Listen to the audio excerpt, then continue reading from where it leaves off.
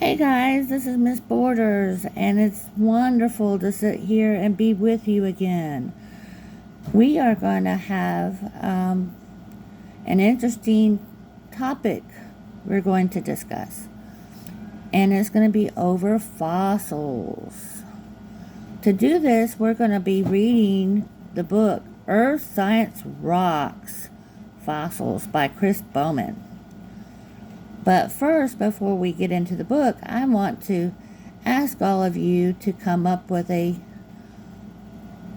think about a question. And it's going to be, why is it important that we find these fossils? So let's begin. Earth Science Rocks Fossils by Chris Bowman. There's a table of contents. What are fossils? How fossils form. Types of fossils. Fossils as clues. Hunting for fossils. Be a paleontologist.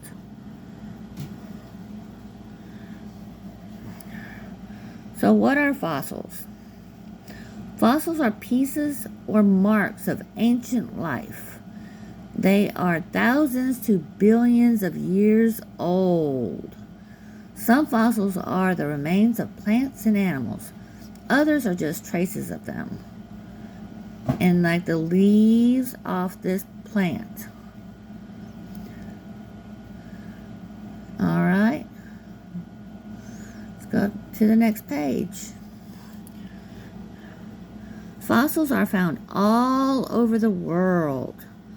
Most are preserved in sedimentary rock.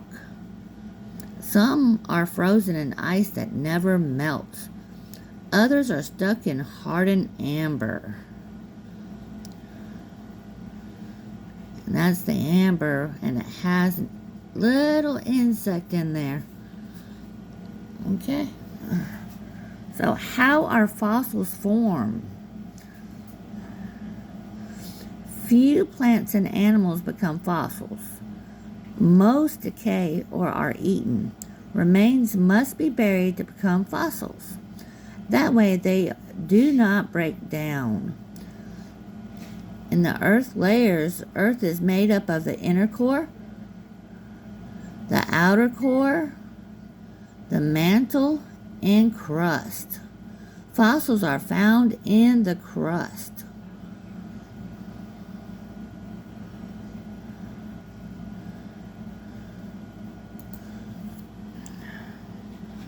Sediments cover the remains. They keep bones, shells, and leaves from being damaged. Here we have a dinosaur that just recently passed. The sand or mud slowly sinks over time. It hardens into rock. As you see, the sand and mud cover this dinosaur. Eventually, minerals enter the preserved remains. The bones, shells, and leaves slowly become rock too. They have turned into fossils. So we got the minerals that made the dinosaur into a fossil.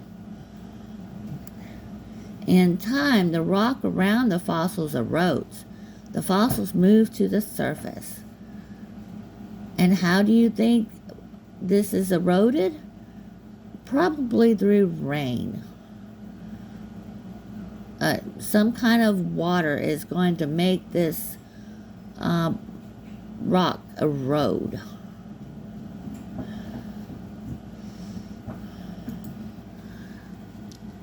Types of fossils.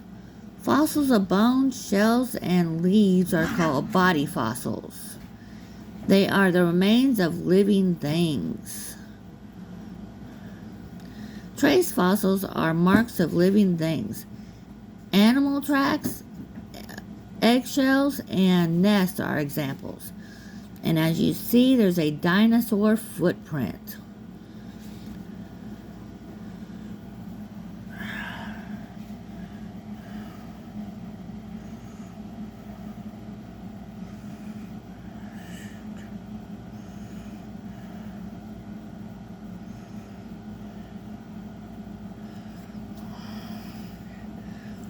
Mold fossils form when rock keeps the shape of a plant or animal. Sometimes minerals fill the mold. These fossils are called cast fossils. As you see here, the shape is taken of a shell type variety of a animal, and it's called a mold fossil.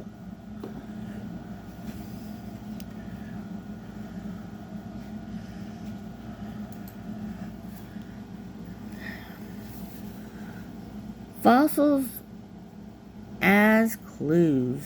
Scientists who study fossils are called paleontologists. They dig up fossils, then they figure out their age. They add the fossils to the fossil record. This is to track how plants and animals change over time. And as you see, the archaeologist is on their site.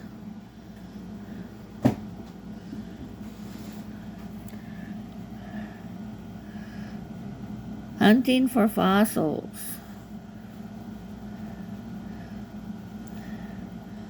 The best places to look for fossils are areas that used to be underwater.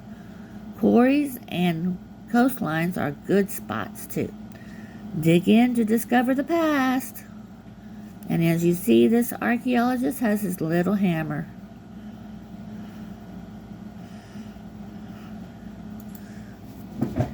All right, and this book offers a little experiment for each of you.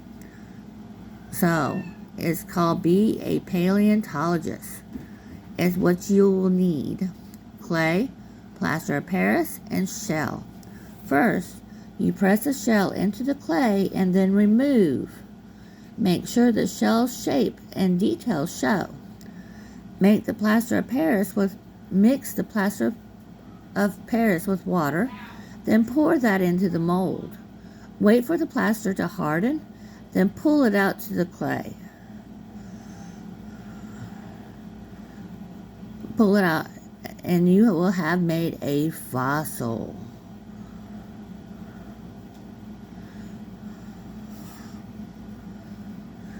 So, the question that I've asked earlier: why is it so important for us to find these fossils? From what I believe, and from what the story said, is that it will let us know how old the fossils are, how long ago that these animals lived, and how the animals have changed over time. So it gives us a detail of how life has changed on Earth over billions of years. So I hope every one of y'all enjoyed this story and keep on learning. Thank you for listening. Bye-bye.